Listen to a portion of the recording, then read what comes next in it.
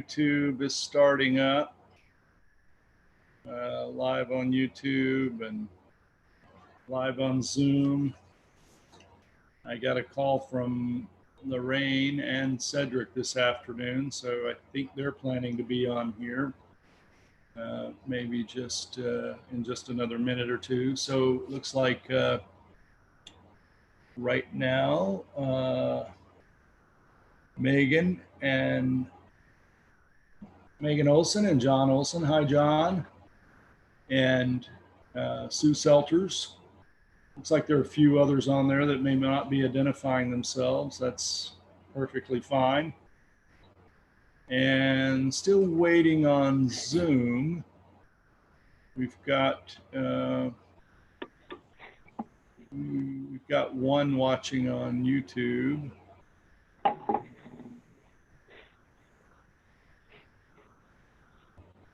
Let's see. Oh, there we go. Hello, friends. Is that Lorraine? Hi, Lorraine. Lorraine coming. This is Cedric. Hi, Cedric. How are you? I'm fine. How are you? I'm well. Good. I got your message about the sound on Sunday. That's good news. You said it was nearly perfect. It doesn't get much better than perfect.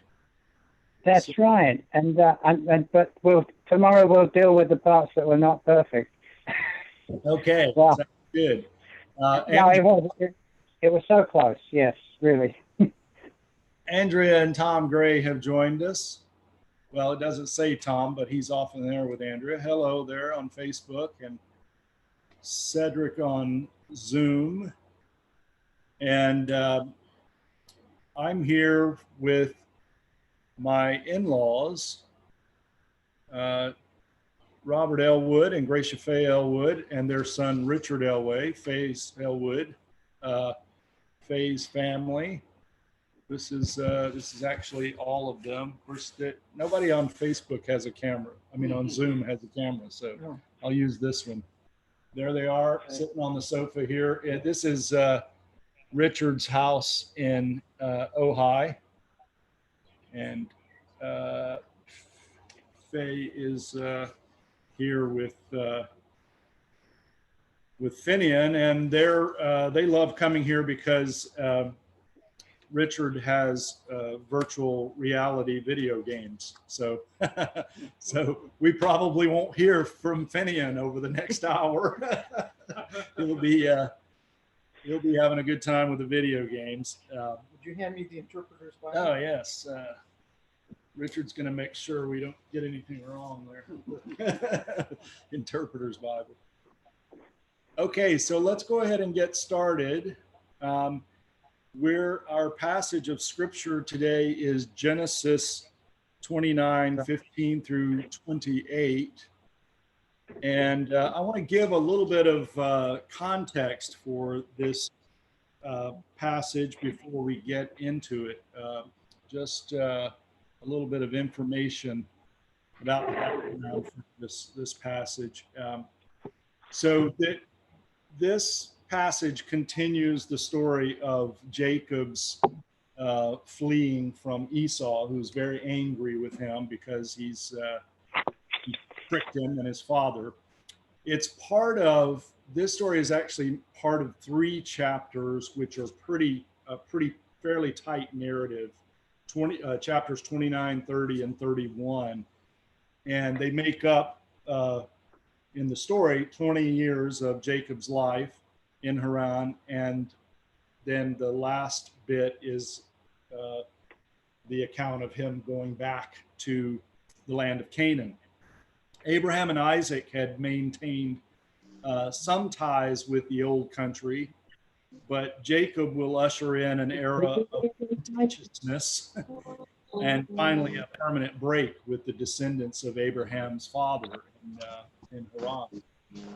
The primary focus of these 3 chapters, 29, 30, and 31, and I think probably the most important factor for Judaism, is that the central part about the birth of the sons of Jacob to Leah and Rachel and Zilpah and the other maid. Yes, thank you. And these, of course, these become the names of the tribes of Israel, these children. And we also know that this is a central passage because of the structure of the, sorry about that light on the Facebook. Let me see if I can fix that. There we go. Because of the structure of the passage, it has what's called in literary terms, a chiastic structure. And I know this because I looked it up in ancient text. It's simply a literary structure or device which arranges the text according to a kind of mirrored pattern. So the birth of the 11 sons of Jacob make up the center of the text. And before and after this passage, we have stories of Jacob struggling with Laban. So you have the central text of the birth of the children. Then you have stories of struggle on either side, before and after that. And then before and after those struggles, you have Jacob entering Haran and you have Jacob leaving Haran. So you have this literary structure that really points to the birth of the children as central. In the first part of chapter 29, which is where we are tonight, we're going to be in 29 verses 15 to 28. In the first part of this narrative, Jacob enters Haran and he actually meets Rachel, who is a shepherdess for her father. And there's a really interesting story in the first part of 29 because he comes to the well just outside of Haran, and there's a large stone on top of the well. And there are a bunch of shepherds hanging out there, waiting around. And Jacob says, "What are you doing? Why don't you, water your sheep and get on with it?" And they said, "Oh, no, we have to wait till all of the shepherds are here, and then we all move the rock at the same time to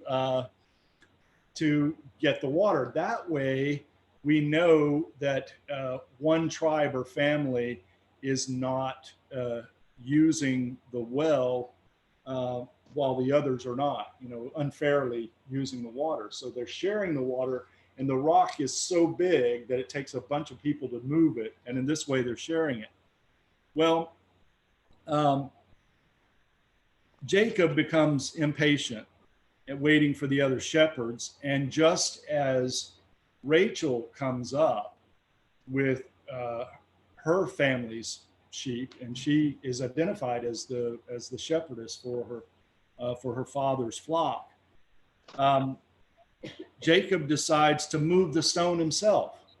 So he moves this big old stone off of the well, and this is very significant for lots of reasons. Number one, it violates the local customs and agreements, and which, of course, Jacob is fairly accustomed to breaking customs and doing things that go against agreements. But it also does another thing in the story, and that is it establishes Jacob as a man to be reckoned with, because he's not only big and strong, but he takes he decides to himself to move the stone. Then he realizes who Rachel is, and he kisses her and tells her who he is, and she runs off to tell her father, Laban.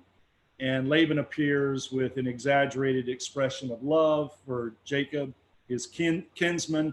And so you have all of this public display of affection, which is going to contrast greatly with the conflicts that are about to arise between Jacob and Laban. So that brings us to our passage. And in fact, I think if is it okay, Richard, if you read the passage for us? Can you do that? I'll move Sure. the microphone over there and it'll pick you up just fine. Read the Revised Standard Version on one. Let's On the see. right. Yeah, and it's yeah, verse 15 to Yeah. 28. Yeah. Then Laban said to Jacob, because you are my kinsman, should you therefore serve me nothing? Tell me, what shall your wages be? Now Laban had two daughters. The name of the older was Leah, and the name of the younger was Rachel. Leah's eyes were weak, but Rachel was beautiful and lovely.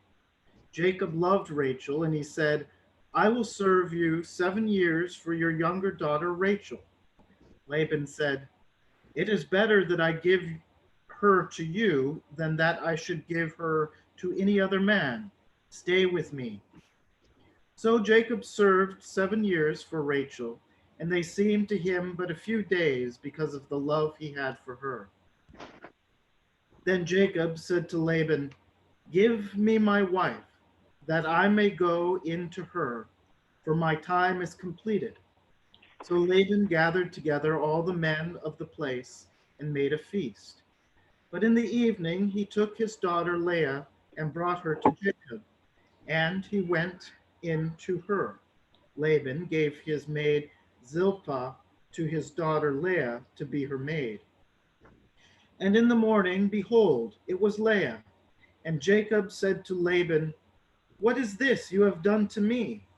Did I not serve with you for Rachel? Why then have you deceived me? Laban said, it is not so done in our country to give the younger before the firstborn. Complete the week of this one, and we will give you the other also in return for serving me another 7 years. Jacob did so and completed her week. Then Laban gave him his daughter Rachel to wife. Laban gave his maid Bilhah to his daughter Rachel to be her maid. So Jacob went in to Rachel also, and he loved Rachel more than Leah, and served Laban for another 7 years. All right. Thank you, Richard. Appreciate that. So, all right. So at first, there's quite a lot of harmony between and mutual respect between Jacob and Laban, at least on the surface. And Laban seems concerned, seems genuinely concerned about Jacob's welfare. And in the story, he'd been there for about a month. And Laban, and this is when the signs of trouble began, right? Laban describes the situation after Jacob had been there for a month. He describes it as if Jacob had been serving him for free. And he asked Jacob what his wages should be. Well, this is a little ironic given the fact that Jacob in the previous narratives is the chosen one for the family, right? So it's kind of ironic that Laban is treating him as a sort of servant. Oh, you shouldn't serve me for free. And so Jacob might have thought, well, I didn't realize I was serving you at all. But anyway, so he asked Jacob, what his wages should be. Laban has two daughters, as we've seen, Leah and Rachel.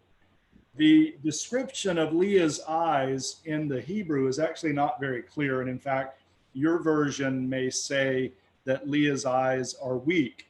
The Revised Standard Version says that they're lovely. So the Hebrew there is just not very clear. It could be that they're weak or lovely or both. Yeah, King James says Leah was tender-eyed, but Rachel was beautiful and well-favored. Right. Yeah. And it's italicized was. Leah was tender-eyed, so there's probably some comment here. But okay. I think you have a virtual reality question there.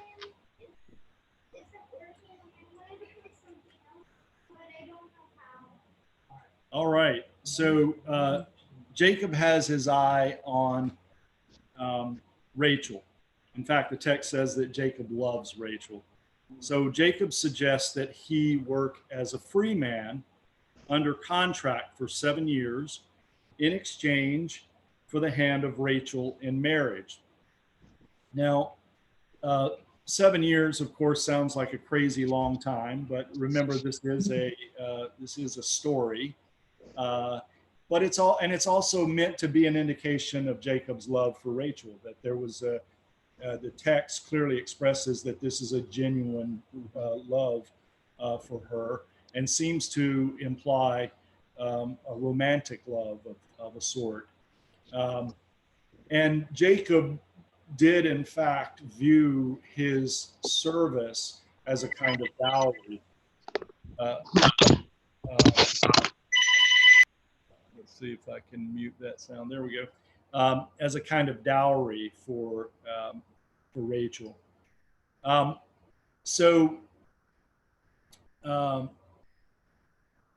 the other point too is that Jacob doesn't seem to think that 7 years is a long time at all. I'm a little surprised.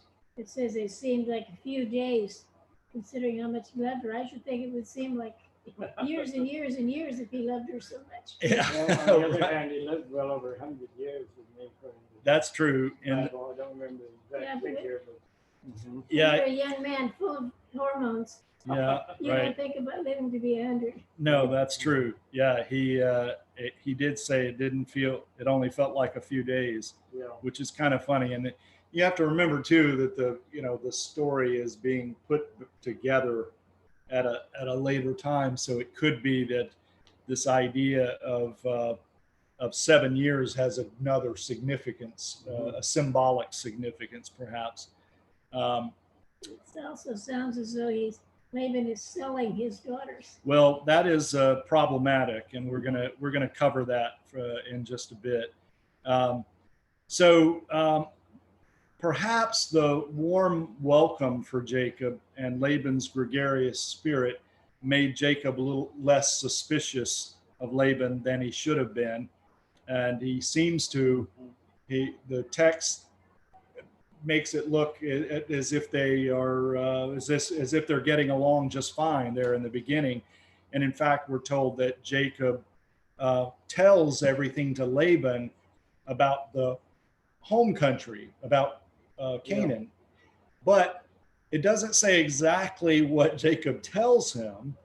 But if indeed Jacob told everything to Laban about his difficulties with his brother Esau and how he had tricked Isaac, this would have made Laban suspicious of Jacob, right?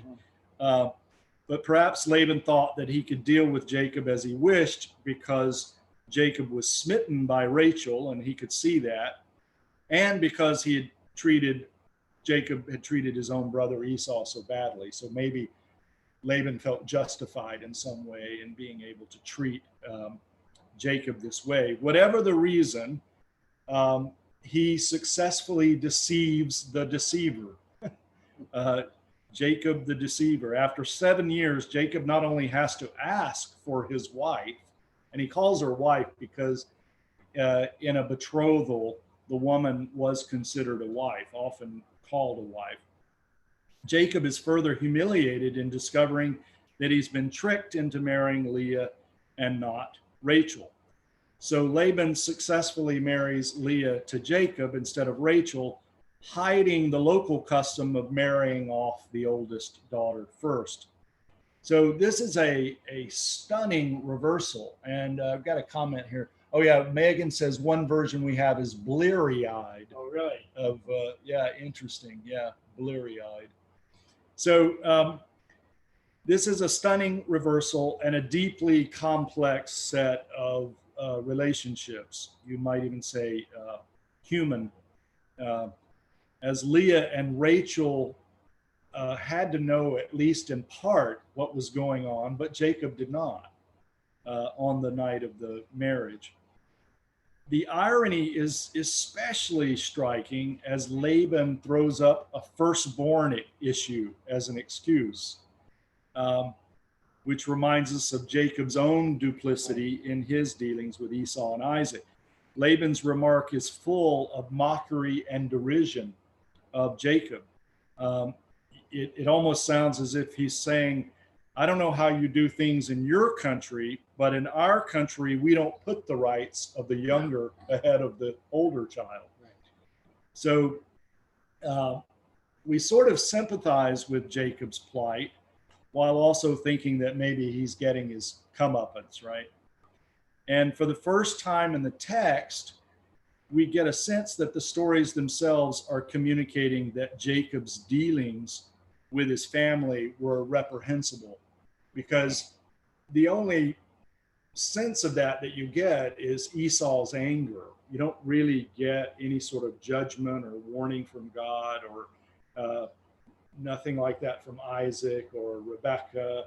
And so this is really the first time where you get a sense that maybe Jacob is not a good person, that he's doing some pretty awful things. But I think the story does communicate that a life of deception does not come without a price. And that Jacob couldn't expect to go through life being the only deceiver who deceives everybody else. There are other deceivers out there, and he gets had by one. And so I think that's an important part of the story. So now Jacob has reason to be suspicious of dealings with Laban. From now on, he's going to be much more careful in his dealings, or try to be. And in Laban, Jacob has met someone like himself. And now neither man trusts the other. But as often happens, right, they are intertwined in a way that it makes it difficult for them to be rid of one another, because Jacob still loves Rachel. And Laban is greatly profiting from the work of Jacob. So they need one another. So Laban comes up with this horrible plan to finish the marriage week, that is the customary week of marriage. Finish that week with Leah, and then you can marry Rachel if you will work for me for another 7 years. So he's going to get another 7 years out of Jacob. And astonishingly, Jacob agrees. The text doesn't say anything. It just says that he does it. It's clear, too, that he does not love Leah, and that's made clear in the following passages after the ones we've read. And Laban might have tricked Jacob into marrying both, but he can't make Jacob love both women.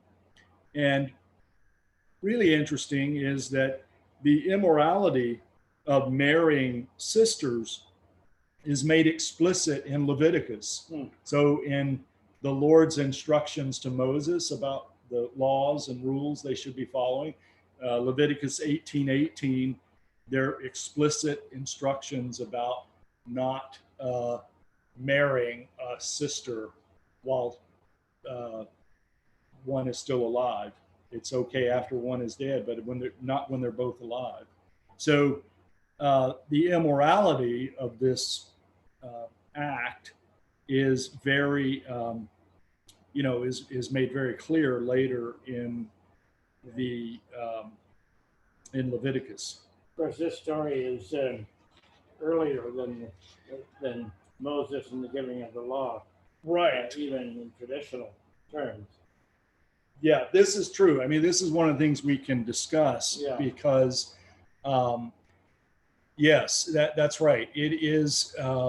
This comes before the law, and in these texts with the stories of Abraham, Isaac, and Jacob, you have lots of Mesopotamian cultural elements, right? Lots of things that are explicitly wrong later, and so I think this story, and there are several that do this in this time period, but in this story, I think what might be helpful for us is to reflect upon the interaction between cultural practices and norms, the question of morality, and then the question of God's will or providence working things out in people's lives, right?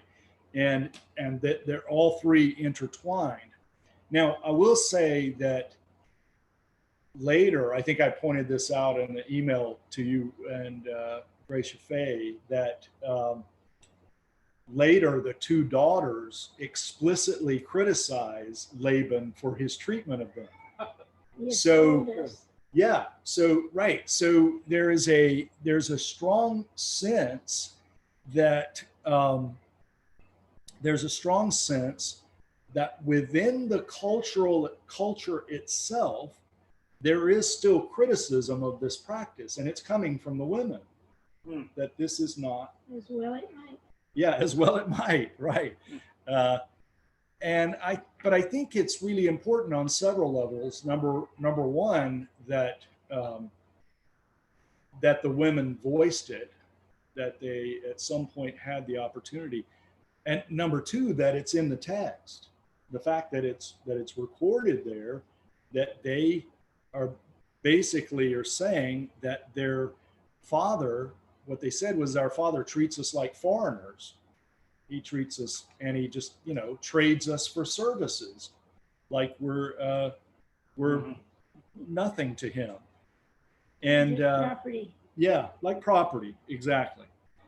And I think this is extremely important for us to reflect on, because, of course, when you are when you're living in the middle of a culture, it can be very difficult to see what practices are immoral. Especially for the people in power. Yeah, especially for the people in power, exactly. And of course, what's interesting about this, I think that there are some parallels here with slavery in the United States, for example, because the excuse that's given by Laban is economic. That is, he is profiting. It's the text explicitly says that he's profiting from Jacob's work, like his wealth and power have grown, which was the same excuse that people gave for the defense of slavery, was the economic, the economic benefit for the United States. Human slavery. Yeah, human slavery. That's right. They weren't complaining too much about animal slavery. No. So within the culture itself, you have this criticism, and along with that, you have the immoral activity of Laban, not only deceptively sending Leah in on the wedding night, and that's fine, yeah. But also essentially using Jacob's love for Rachel. He's essentially using that love that they have for one another, and in a very controlling sort of way, and in a way that, as I said, that Jacob himself would be very familiar with, because he practiced it himself. Do we have any comments or questions at this time from anyone? We've gone through the text. I'm going to mention a couple of other things. Yes. Yeah. A couple of things. I have a question that's in my mind here. Was Laban related to either? Was he a cousin or an uncle to? I can't remember, one of the earlier wives, not before Jacob. Yes, Laban is essentially the first cousin of Isaac. So Laban and Isaac, Jacob's father, are first cousins. So Jacob and Rachel would have been second cousins, I guess, is how that works.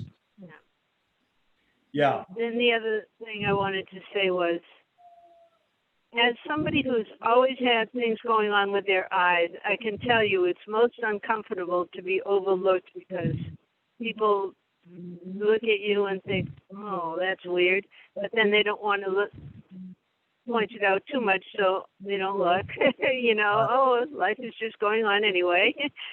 But you're not quite as good as everybody else because you've got this defect or something like that. Yeah. So you're referring to the fact that you have trouble with your own eyes. Yes. Yes. Yeah. Yeah. Right. That's very true. That it's clear from the text, Lorraine, that whatever it's saying about her eyes, it's clear that she was immediately judged by her eyes. That is the way. Yeah. The most obvious feature for her, according to the text, right?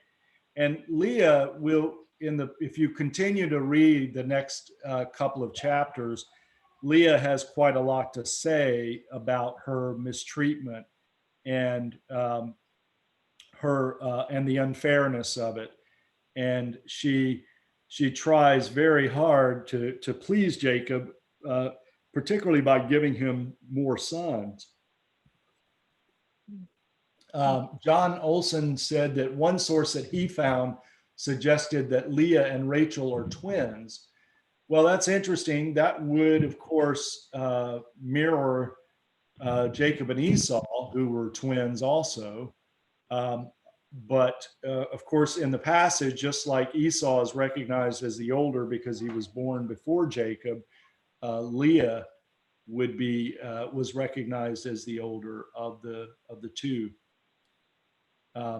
Any other questions or comments about? Robert is going to tell us a little bit about an ancient allegorical reading of this passage. You know how it's just in the last couple of hundred years that we've actually been putting so much emphasis on the text as historical, trying to figure out where the stories came from and how much of the stories were based in history and how much are based in fiction as fiction stories. Before the 19th century, a very, very common way of interpreting these stories, and this story in particular, was to read them as allegories for other things. So Robert, why don't you tell us a little bit about this passage as an allegory? All right, I just thought it would be interesting to give a variant interpretation based on what Patrick said. This is the way in which many of the church fathers, the Jewish Kabbalistic tradition, Emanuel Swedenborg, who had a lot of influence in the 18th and 19th century and so on, that the stories may have historicity, but they're really a major value is what they say about human life in terms of roles that are represented by different characters. It's often called a spiritual interpretation, which I think is a little better than allegorical, but in any case, to make it brief, Jacob, as we have seen, represents sort of the typical human being. He's got plenty of faults, he does plenty of bad things, and yet at the same time, there's also a kind of struggle going on in his life in which he seems to be trying to work toward something else, wrestles with an angel, he is reconciled finally with his brother Esau in the end,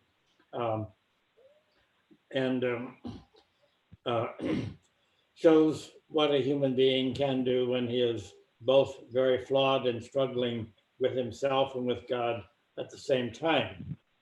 In this interpretation, very often his two wives represent different stages of the spiritual life. Leah seems to represent something of the natural world and God in it, the eminence of God in nature and so on. And he works through that, but there are limitations to this, which is symbolized by her weak eyes, that there are things that she doesn't see apparently. And Rachel, on the other hand, represents the philosophical mysticism, the mysticism that goes beyond nature to a direct perception of God, which he comes out to in the end. another side of this, very briefly, is the way in which this whole story, at least from the later Christian perspective, the kind of a secret history almost leading up to the life of Christ in the end. It's interesting that Jesus was said to be descended from Judah, who was the son of Leah, actually, and but nobody at the time, or hardly anybody, except possibly a few prophets who may have seen a little bit of it, fully recognized what was going on in history. Sometimes you wonder how many things are going on in history today that we hardly understand, but are going to lead to significant things in 300 or 500 or so years. Right. Very good. Yeah. Thank you for that, Robert. Yeah, I think that that as I said, that these passages from Genesis really give you a sense of that very sort of thing. That is that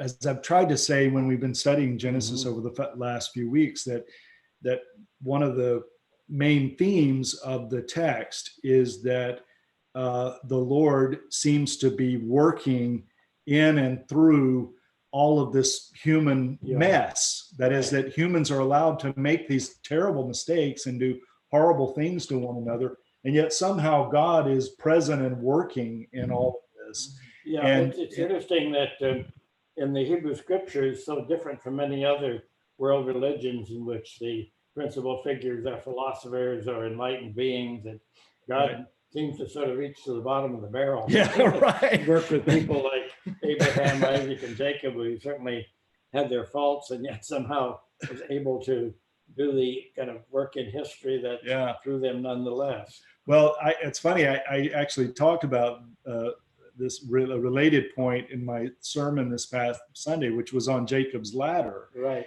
And I talked about the fact that in the dream, Jacob doesn't try to climb the ladder. The ladder is just in the background, or steps or whatever. Yeah. And the angels are going back up and down, but God is actually talking directly to Abraham. Mm-hmm. So it's interesting that in this vision, this dream, there is a you have the picture, and the way I said you might want to picture it is almost like the ziggurats in the Middle East, where you would have had a vision of God being up there and the priest going to the top and interceding for the people. And here in this dream, God is like right next to next to Jacob, talking to him, you know, and not only that, talking to a horribly deceptive person. That is somebody that's not we really shouldn't admire. I mean, he's not an admirable person. So doesn't God tell him the land on which you are lying? Yes, that's right. To be given to your descendants. Yes, that's right. So God cares. Say that again. Yeah, say that again, Gracia Faye. One of the things God says to Jacob, the land on which you're lying is going to belong to your descendants. Right.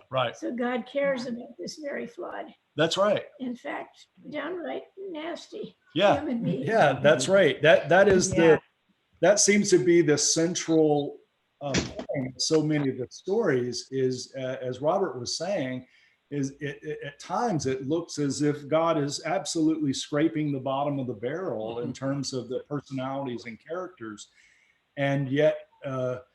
Not only is God present with these people, but somehow God is also able to bring about the purposes of God. That is, that the will of God is still working itself out among these folks. So an extraordinary aspect of the stories of Genesis. The other thing that's related, I think, here is, sorry for that, my face is whitened out here on the Facebook. Let me see if I can get, it still wants to white me out. Let's see. All right, well, sorry about that, Facebook folks. Anyway, Um, related to this, I want to go back to customs and traditions. It seems that just as in some of the earlier stories where you have Jacob tricking Esau into selling the birthright, then you have Jacob. So the tradition is broken there, right? The custom is broken. Then you have Jacob tricking Isaac and getting the blessing from Isaac. Again, the custom or tradition is broken. And here, the issue of custom or tradition is given again when Laban says, "Oh, we don't do that in our country," you know. So it really raises. Conveniently forgot to tell Jacob. Yeah, he conveniently forgot to tell Jacob. Exactly right. At the beginning.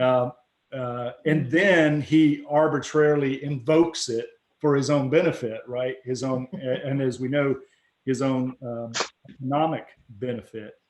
So customs and traditions are followed, it seems, if they're beneficial to those who have power. So it's really fascinating. It's a toss-up as to which one is worse. What's that, Lorraine? It's a toss-up as to which one of them is the worst shyster. I agree. They're both, they're both characters that are quite deceptive. Takes one to know one. Yeah, exactly. Or to not know one. Right. So it's interesting that that we find ourselves sometimes in these situations ourselves, right? And it would behoove us, I think, to ask, what would you be willing to sacrifice a custom for or a tradition for? What would you be willing to sacrifice it for? And of course, one of the primary reasons that people give up a custom or a tradition is if it's costing them money, right? Or some sort of economic strain. Or psychological strain, right? So in these passages, we have, as I said, custom, morality, and the will of God, all in complex relationship to one another. Here's another topic. In the story, there is this loving marital relationship between, all granted, in a very awkward and complex way, of course, because he's also married to Leah. But the story makes it fairly clear that it repeats several times that Jacob and Rachel love one another. And in the story, that love is extolled. However, Laban, as I said, uses them and Leah for his own purposes. And very likely that he did so through the use of veils and heavy drinking during the feast, the wedding feast, and deceive Jacob in that way. But one of the things I think that makes the story so striking and as complex as it is precisely because Jacob genuinely loves Rachel. That is, that genuine love has to be there in order to make it the story as awful as it is in some respects. Yes, it's interesting that he loved her so much despite all of his character flaws. He seems to be capable of some kind of real love. Yeah. And she loves him in turn, despite she must be aware of all of his character flaws as well. Well, isn't that can happen? Isn't that so true though? Yes. Of humanity? That is, I can think of.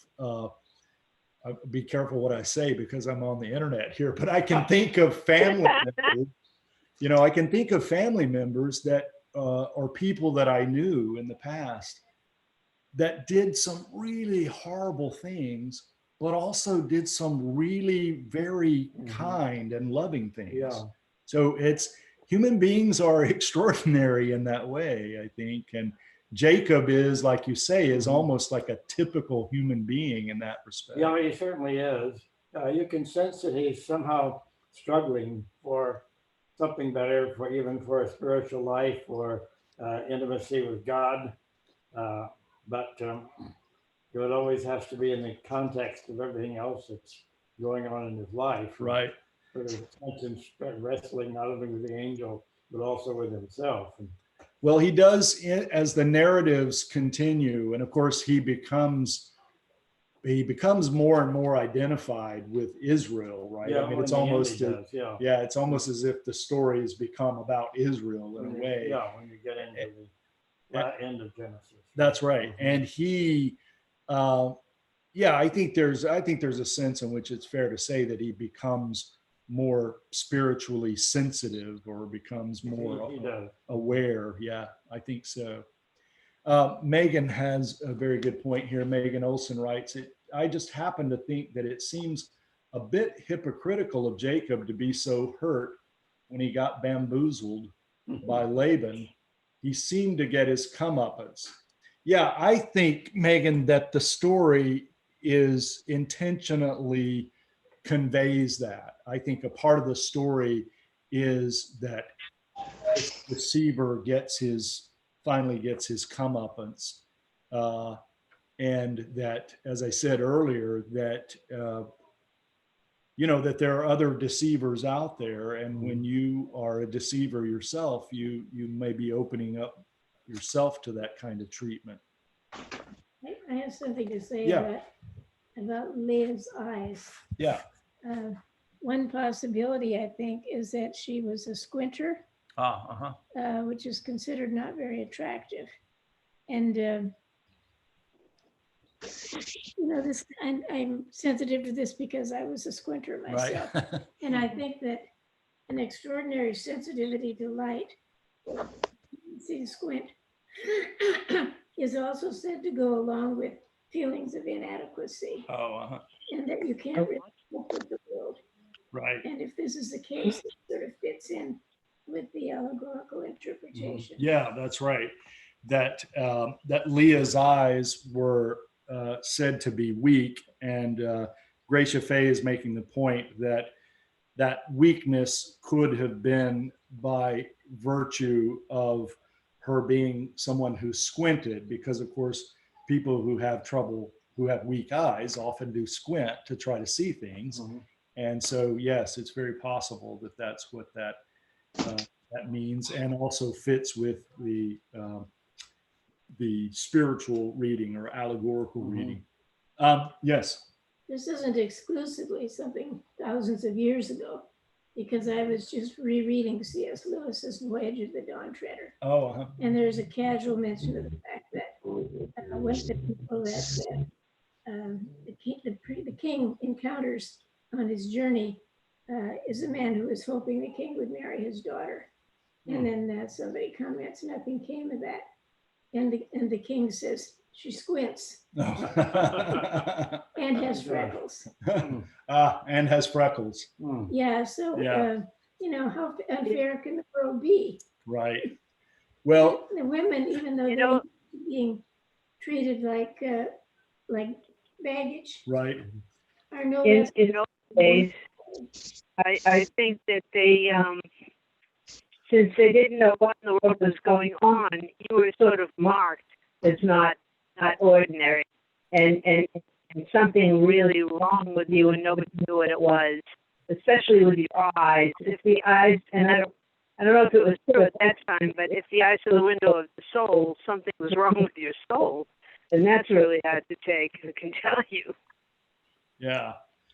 Yeah, well, that does bring us to an issue that I want us to conclude on, that I think for us is the most important part of this passage, and we've already talked about it some, but the fact that in this short passage that we read, the women do not have a voice, and both of the women are used by Jacob and Laban. But they do have voices in later passages. And as I said, these passages make it very clear that they have not been fairly treated. And they know it. Yeah, and they know it. They Yeah. feel it. Well, and not only that, the other thing I want to add too is that even if the men don't agree, we know that in the story, they know that the women think that it's wrong, that it's immoral.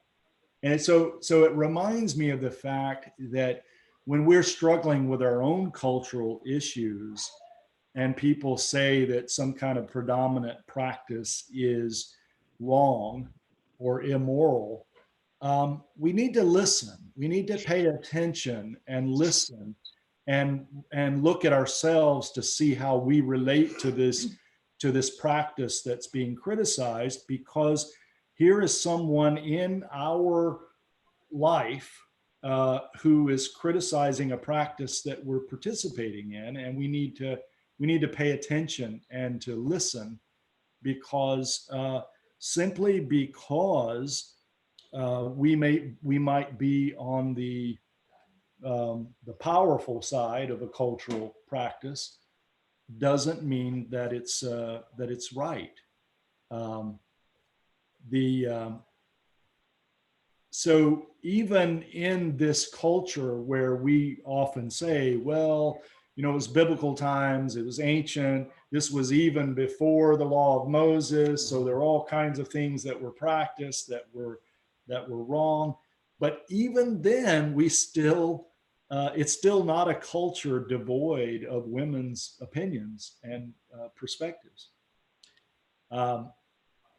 It's women unambiguously criticize the men. So if you get a chance, read on in chapters 30 and 31 about that.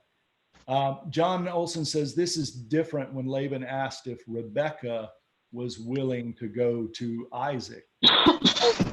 John, right. So I preached a sermon a few weeks ago. I'd absolutely forgotten about that, John. That's very good, because when Isaac wanted to take, Isaac's servant wanted to take Rebecca back to Isaac and Abraham, the family asked her what she wanted. It was a very rare sort of passage in the Old Testament where the family said, well, let's ask her what she wants to do. And she says, I'll go. And the interesting thing is Laban was the brother. So he was one of the ones who asked his sister. So, right, very good, John. He seemed to have more love and respect for his sister than he did his own daughters in that, at least in that case. Very good. Thanks for reminding me of that, John. I'd completely forgotten. Maybe it doesn't have as much power as the father does. Yeah, right. So maybe the brother. Well, what was interesting about that passage was that Laban did most of the talking for the family in that passage with Rebecca. So he kind of represents the family to the servant of Abraham in the negotiations about whether Rebecca would go back with them or not. So very, very good. Thanks, John. All right. Any other questions or comments before we close with some prayer? Are there particular prayer requests? Lorraine, may I share your prayer request? Yes, please. Thank you. So Lorraine has two requests tonight. One is for a neighbor named Carol, who is really having a difficult time. I suppose, Lorraine, the best way to say it is that we should pray for her, for both her health and her emotional stability, right? Yes. Yeah. And maybe a little miracle too, because it was great if she could stop having to rush animals to the vet. She's had 4 deaths in 2 weeks. Yeah, this is a really good care of her animals. Yeah, this is a neighbor who takes care of stray animals, and she's had 4 of them die this week, and it's been a very difficult week for her. And so this is Carol. Also, we want to pray for Lorraine. She has found out from her doctor that she's going to need some surgery, and an internist. She's got some hernia problems, and so she's going to need some prayer as she schedules those, at least one surgery. Hopefully it'll only be one. So we want to remember Lorraine. Also, Sue Selter says, please pray for Charlotte and Ben to have a safe trip as they drive next week to Duke University in North Carolina. Yes, Sue, we'll do so. We're very excited for Charlotte, and it'll be a fun time. I hope that, I think she'll really like it there. I hope that the two of them have a good trip, and we'll pray for them as well. May I ask what Carol's surname is? Lorraine. Oh, Carol. Sorry, Anton. Anton. Anten. Anton. Okay, Anton. thank you. We'll put her on our prayer list. Thank you. Thank you. And her cats, or cats and dogs. Yeah. All right. Her. Megan says prayers for the frontline and essential workers, please. Yes. Los Angeles County and the surrounding counties are still having quite a bit of difficulty with the number of coronavirus cases. And so, yes, we want to continue to remember our hospitals and other medical personnel and the essential workers who are still working in the middle of all of this. All right, very good. Let's have a word of prayer. Thank you, God, for this day. Thank you for all of the many blessings in it that we've already enjoyed. We're particularly grateful for this church and for this time, the opportunity to read and to study the Bible and to attempt to grow and develop in our spiritual maturity. We are grateful for the stories of Genesis, and particularly stories about your work and love and presence in the life and lives of these folks. And we're very grateful for these stories. And we want to bring to you a special request for Carol Anton, as she is experiencing very difficult emotional time, very challenging time and taking care of these animals. We ask and pray that you would support her and comfort her and give her strength to be able to deal with this hardship. We pray for Lorraine as she prepares for some medical work. We ask that you would be with her surgeon and doctors and medical personnel that will be taking care of her.